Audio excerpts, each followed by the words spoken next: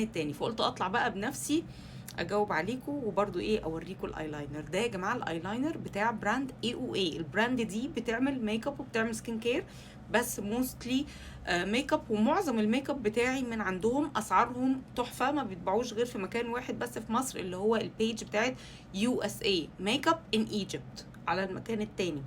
ولو انتوا من المكان التاني يبقى هنا. anyway هقول لكم الايلاينر ده ما شاء الله تحفه تحفه، وهو ديب لاينر، فيبقى حلو جدا للمبتدئين اللي مش بيعرفوا يستخدموا الفرشه اللي هي الرفيعه. بس ده تقدري تتحكمي فيه ان انت تعملي، يعني انا مثلا رسمه بيه الرسمه اللي قدام دي، اللي هو الحته الصغننه دي، والحته التخينه اللي ورا.